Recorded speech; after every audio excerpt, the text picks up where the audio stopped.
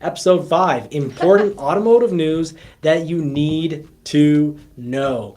So really quickly, we'll talk about repeat from the live.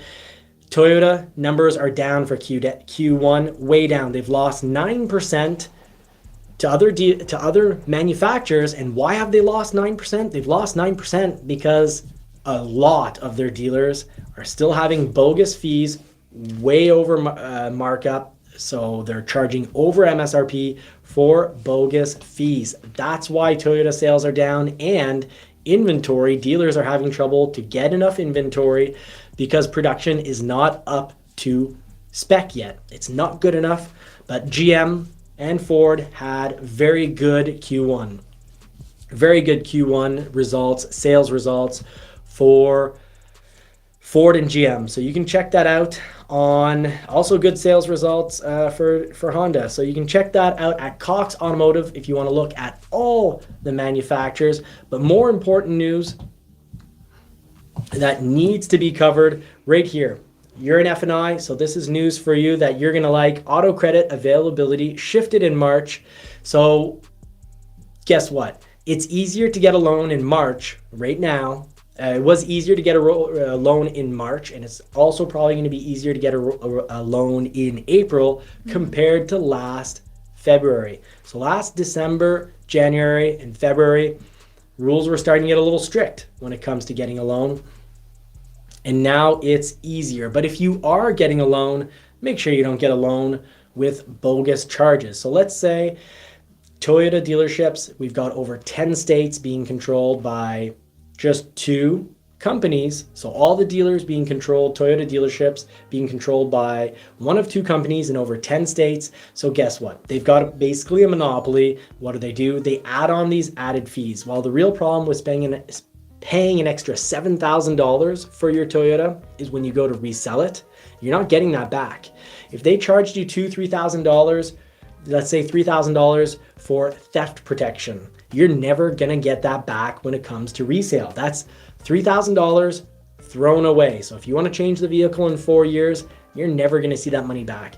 All the accessories generally don't add any value, any resale value to the vehicle. You might appreciate the vehicle more, but when you modify a vehicle, generally, you're not seeing that cash back. And when a dealer adds accessories, generally, you're not seeing that cash back. Now, if it was your choice, great. Some accessories are great. Theft protection at $500-$600 is great. We talked about that at depth in the live, but you do not want to be paying over MSRP for a vehicle right now. There's no need for it.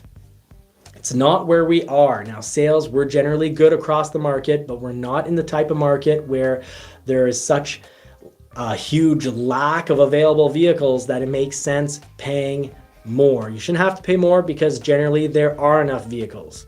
Toyota, not quite enough vehicles, and that's why their dealers' lots are low. The dealer lots that do have Toyotas for sale, it's because they want an extra $7,000 for them. Easier to get a loan, but just because it's easier to get a loan, meaning more loose criteria, often it means you can refinance. You can finance more of an amount above the MSRP. MSRP is that price in the window of the vehicle. You can generally now sell for more. You can finance for a larger amount above what should be the actual price of the vehicle. But just because you can finance it doesn't mean it should. And one of the community members in the comments section did an amazing job this week of sending me an example of how if he had not looked at the contract of his vehicle, the monthly made sense, but had he not looked at the contract, he wouldn't have seen the extra $5,000 that was just slid in. Just slided it right in, and they're hoping they'd slide right in for the home base. That is happening on the automobile market right now. Some dealers will try to throw in $5,000 in hidden fees. In Quebec, it's illegal to have hidden fees. You need to have a listed fee, so you need to make up an excuse for it, like $5,000 nitrogen tires or whatever. Don't get fooled. Don't be fooled by this. Check out your contract and make sure there aren't ridiculous hidden fees added to your vehicle, because when you go to sell it, you'll never get that back. Also in automotive news right now, used vehicles have risen again. So funny. YouTube seemed to be saying that prices would absolutely crash, and prices were supposed to crash, at the end of 2022, and then they're supposed to crash beginning Q1 of 2023. Now we're in Q2, and Q1 March prices, the end of Q1, the last month of Q1, used prices have gone up by 8.6%. I think right now is a very good time to sell your vehicle, and if you buy at MSRP, it actually is it's a decent time to buy, pretty decent time. However, I would definitely plan on trading in my vehicle when interest rates are lower in a couple of years. Hopefully they're going to be lower in a couple of years, significantly lower in a couple of years. Then you can always trade in your vehicle. But I do suspect 2023 models, whether it's Ford, GM, Dodge, Toyota, if there's 2023 models still on the lot in November, December, I suspect to see low interest rates on remaining 2023 models on lots, on dealer lots this November and December. Mind you, the vehicle itself is worth less. So I suspect the MSRP, you'll be paying a very similar price. Maybe MSRP will have gone up a little bit from what we are right now, beginning of April, come December. So maybe the MSRP is going to be a little higher. But if it's a remaining model, let's say it was built in September, you're going to get it at a better interest rate. Maybe the MSRP has gone up by $1,000 or $2,000, but if it saves you 2%, that's something to consider. But it's not a bad time to buy a vehicle right now. Just make sure you do not pay over MSRP and make sure you do not pay any bogus charges. Electric vehicle sales are skyrocketing. 32% across the market, and at Ford, I think they've gone up something like 150%. Ford is doing a great job of selling electric vehicles. I love our Lightning, generally. I love our Lightning. Not the Blue Cruise? Not the Blue Cruise. Sometimes I love it and sometimes I don't, but the performance of the F-150 Lightning is incredible, and it's not that much more. If you look at an XLT, F-150 gas, a 302, a high-end, a high-package XLT, gas-powered, fuel-powered ICE F-150 compared to the XLT electric, there's not that much of a difference for all the fuel you'll save and the tons more performance. And actually I had planned on showing everyone that in the video today. I was actually just enjoying filming, driving through the mountains. And my mountain drive today was incredible with what do we have here? Just an incredible drive with the Lightning because it feels like you're driving a sports car. It's just so comfortable. Originally, Grand Tours, if you think about what is a Grand Tour, Porsche, Aston Martin, Rolls-Royce, Bentleys, they're all made with this idea that very wealthy people, young wealthy people will, visit all through Europe, and that's sort of your gentleman's education. Originally, they did it in horse carriages, and they'd go across Europe, and they'd see Europe, they'd be educated, they'd become, it helped them have, I guess, extra class and knowledge. And these, when the cars came on the market, it was all about, how comfortable is the suspension and how much space do you have for your luggage when you're going across Europe. Well, the F-150 Lightning, I'd say, is one of the best vehicles you could be going across Europe. Currently not for sale in Europe, but if it was, I'd pick that. It's incredible. And when the temperature is decent, Quebec, not so, but in Europe, they have much better weather than us. I'm actually going to get, 500 kilometers out of this. I went up to my parents, I came back, I did about 200 kilometers, and I didn't even plug it in when I got home because I still have about 300 kilometers of charge. So I started at 500 kilometers and I got back and I've got about 300 kilometers left. I'm doing 25 kilowatts per hour when I'm going at speeds like this. So this is about 80 kilometers, about 50 miles per hour.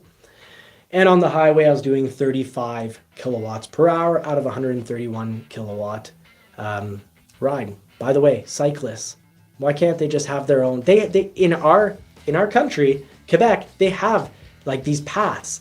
They could almost do the whole province on their own private bike lanes, and you will get in a lot of trouble if you take an electric bicycle and you go too fast on those paths. The police will want to harm you. They will want to do bad things to you. They want to beat you down and harm you. They'll be so mad. But they let these cyclists, it's like the other day, the cyclists, 2x2, one tucked in and then the other one tucked out and went back to being doubled. There's a small road. Small road. Mm-hmm.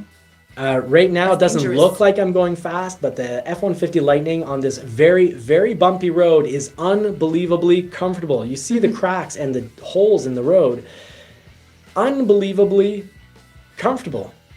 I'm barely not feeling anything, and actually the top was open, so I felt like I was in one of these grand touring luxury convertibles, a Rolls-Royce convertible, let's say, because the suspension in the interior is so comfortable. But you see, before I was going a certain speed, and now I'm actually going the speed limit for here, and look how slow now the trees are moving compared to before. So I was going through the mountains at pretty fast speeds, and the handling is incredible. The comfort is incredible. The roads are horrible, and if you want to tour a country, or in Europe, many countries with a vehicle, the Lightning, it's an amazing deal. It's an amazing price if you take in comfort and performance as criteria for measuring its efficacy. If, however, you judge it by how trucky it is, yeah, it fails in certain truck respects. It fails when it comes to towing heavy. It especially fails if you tow heavy in cold weather. It's awful. And yes, your range is cut in half when it's really cold. And it's also cut in half when you're towing. So we love that Lightning. Someone just wrote you a message, I believe. 4 high, 4 low. How are you, buddy? So please see my question for Johnny I posted earlier in the chat. So we'll conclude the show with that question, because we've covered the news now.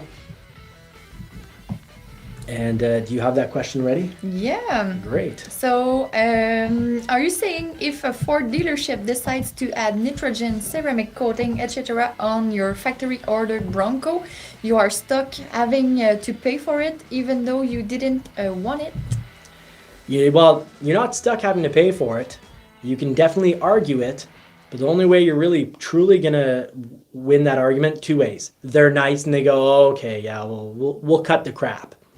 Or if you have original signed order sheet, and more importantly, a signed lease or purchase offer. So that's like a little mini contract. If it has your signature and their signature on it, and you have a copy, and they didn't in advance talk about any of these products, they can't force it onto you once your vehicle shows up. Because what a lot of dealers are doing, and it's not just Ford, a lot of manufacturers, different manufacturers at different dealers, the vehicle shows up. They throw a bunch of crap on it that you don't need and possibly don't want, and they say, well, if you don't like it, just don't buy the vehicle. So it's kind of like, basically, well, take this added crap or get out of my store. And that's why it's so important to have that initial signed, yes, have them sign your build offer. Have them give you your build order, have them sign that. But the most important thing is to have them sign your purchase or lease contract, because then you can say, look, you never talked in advance about a $3,000 anti-theft system. You say you've put it on, well, that's your problem. Either give it to me for free or take it off. Those are your choices, because I have your signature right here from your general manager or your sales director saying I would get the Bronco at this price, at this interest rate. Now, of course, if you ordered back in 22 and it's coming in as a 23, well, then it should be all the same original agreed upon deal of the 22, but now at 23 pricing.